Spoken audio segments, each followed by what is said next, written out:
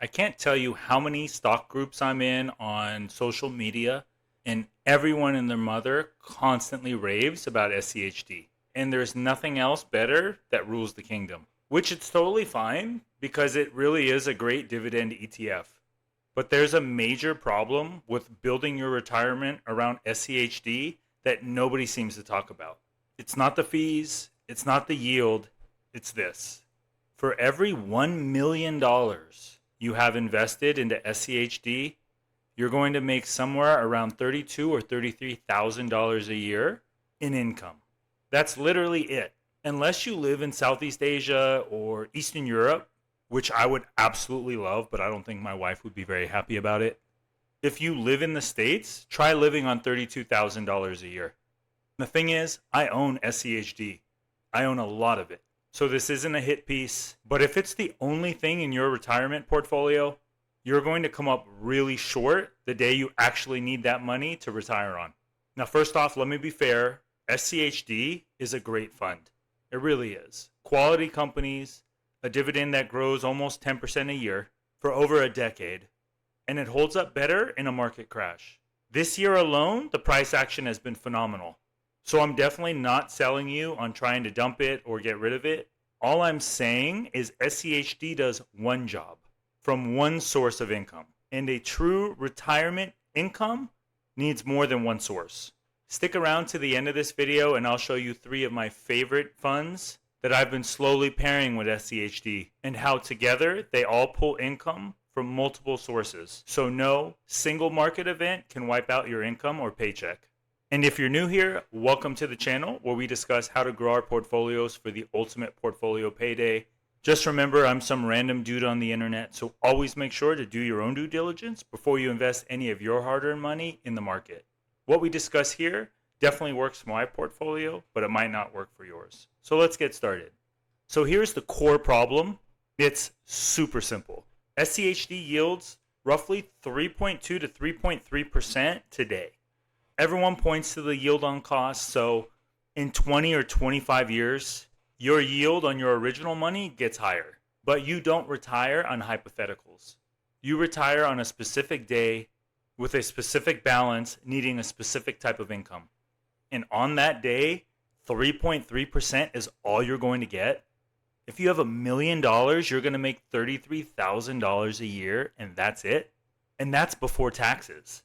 Imagine only getting $2,700 a month gross to pay all of your bills, whether you have a mortgage or rent or anything else, and that's all you have. So that's the issue. SCHD alone does not retire you. And the second, quieter problem, the concentration. SCHD pulls its income all from one place, US dividend paying stocks. You're essentially putting your eggs all in one basket. And if it's money I'm going to live on, I definitely want more than one. So my personal opinion and my fix is to diversify my income sources. I add quite a few different funds to my portfolio in addition to SCHD, and they all earn money in completely different ways.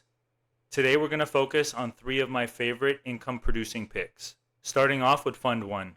Fund 1 earns income on selling options on the S&P 500.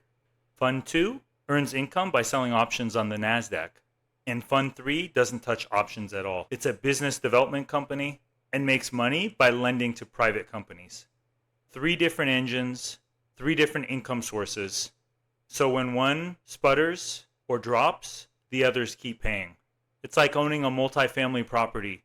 When one of your tenants moves out, you still have other tenants paying the rent. So let's walk through each one with real numbers and the honest trade-off, because there's no such thing as a free lunch. First, GPIX is the Goldman Sachs S&P 500 covered call fund.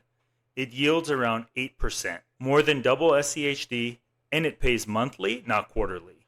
Why I like this as a foundation is because the fund provides a diversified equity exposure to the S&P 500 index while dynamically writing call options, covering roughly 25 to 75% of notional exposure, to generate consistent monthly income while retaining potential for capital appreciation.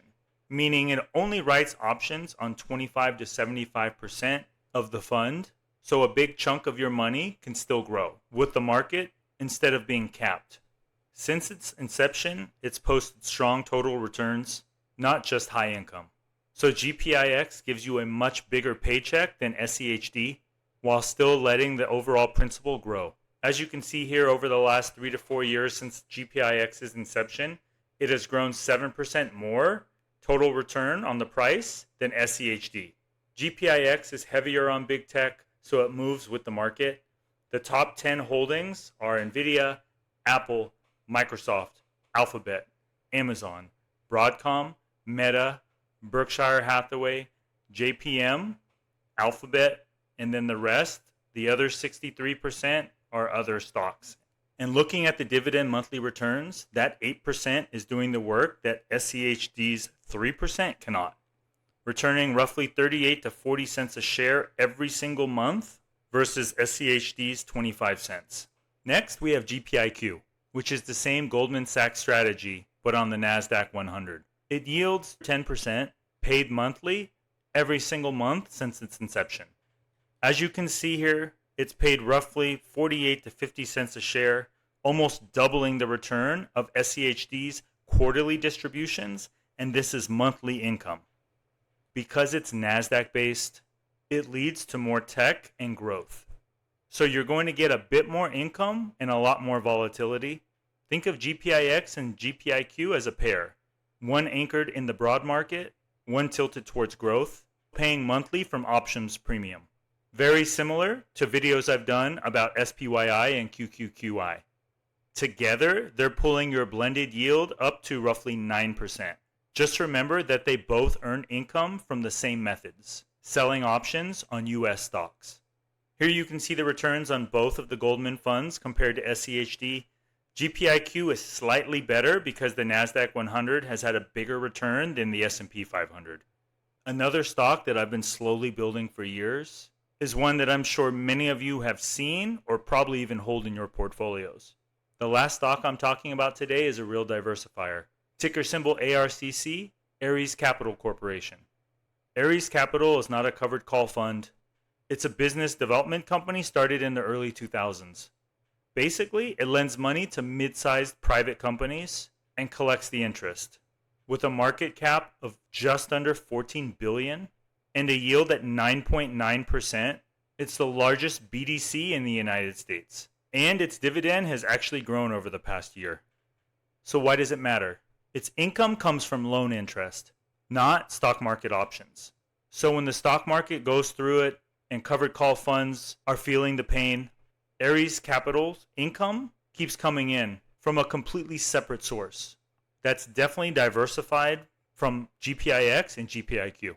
Now the honest trade-off about ARCC.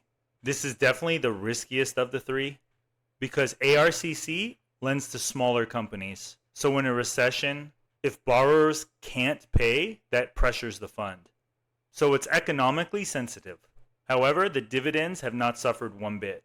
Even some years offering a special dividend, but as you can see, it's been hovering around 50 cents a share payout for the last few years without fail.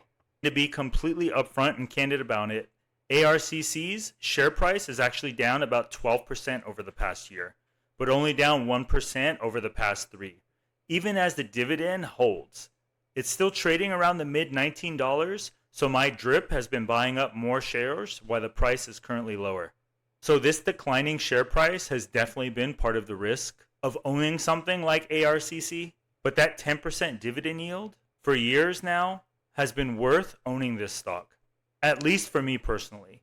But just remember, this is one small piece of a very big pie that I own with different income sources from my different stocks and funds. So looking at SCHD alone, you're looking at roughly 3.3%.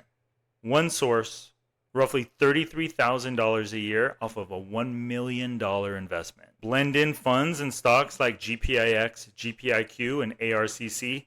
Depending on your mix, you're pulling in roughly around 9% from 3 different engine sources: dividend growth, options premiums, and private credit. On that same $1 million invested, you would go from roughly $33,000 a year to $70,000 or $80,000 a year. 2.5 times that paycheck. A rough year for tech stocks won't affect ARCC's consistent payouts. That's the point. Don't just diversify your stocks, diversify how your income is generated. The bottom line, SCHD is a great fund, but alone you can't retire on 3%. So the fix isn't to dump it, but to add to it. GPIX and GPIQ and ARCC all pay over 8%, which makes for one resilient paycheck. Just remember to do your own due diligence on all of these because they may or may not work for your portfolios.